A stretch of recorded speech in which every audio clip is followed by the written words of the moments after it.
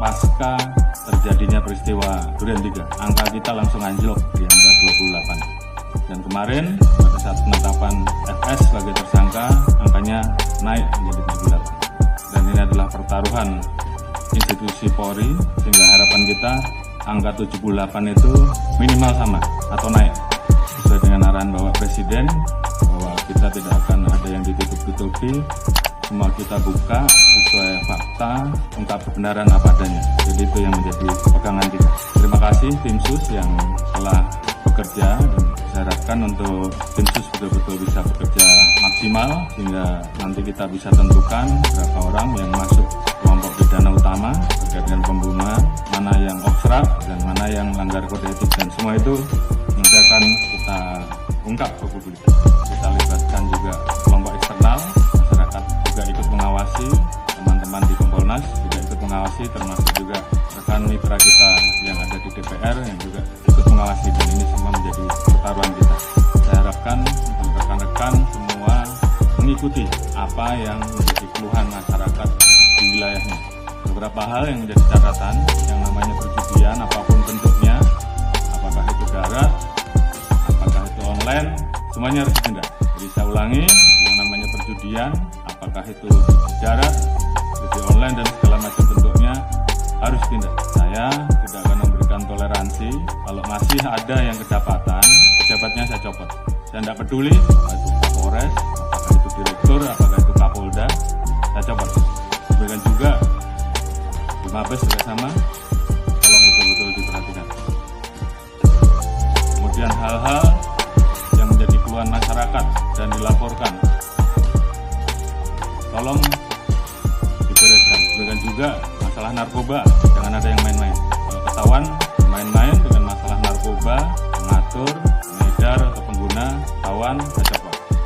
Illegal mining, apalagi di wilayah hutan lindung dan sebagainya, tidak ada lagi. Penyeludupan demikian juga, penyalahgunaan BBM, LPG apalagi yang saat ini menjadi beban pemerintah, tolong tertibkan. Masalah pungli, kalau ada saya tindak. Ini pertaruhan kita, tinggal rekan-rekan memilih yang mana. Yang nggak sanggup, angkat tangan. Kalau sanggup, kerjakan. Propam, saya minta turun dan awasi. Sekali lagi, saya tanya kepada rekan-rekan. Yang nggak sanggup, angkat tangan. Kalau nggak ada, berarti kalian semua, rekan-rekan semua masih cinta institusi. Dan saya minta kembalikan kepercayaan masyarakat kepada kita, pada institusi, sesegera mungkin. Ini juga menjadi atensi Bapak Presiden kemarin pada saat hari ulang tahun kemerdekaan, pidato beliau terkait dengan masalah perlindungan hukum, sosial politik, ekonomi untuk rakyat, pemenuhan hak sipil, praktik demokrasi, hak politik, perempuan, kelompok marginal harus terus dijamin. Hukum harus ditegakkan seadil-adilnya tanpa pandang bulu. Ini menjadi perintah dari pimpinan tertinggi, laksanakan saja.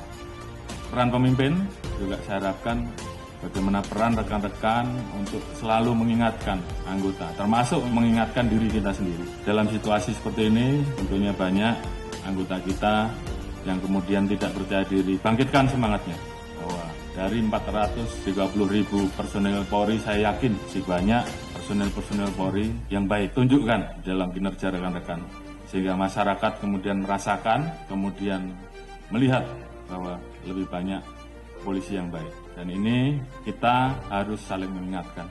Jangan biarkan teman kita, anak buah kita, kemudian terseret kepada permasalahan yang bisa menurunkan maruah institusi. Pengalaman adalah guru yang terbaik, dan kita minta bahwa ini jangan terulang kembali. Saya sayang pada rekan-rekan, namun pada saat saya harus memilih, maka saya lebih memilih menjaga institusi. Dan saya kira rekan-rekan juga semua memiliki semangat yang sama. Lakukan yang terbaik. Lakukan dengan ikhlas, jadikan itu sebagai amal ibadah rekan-rekan.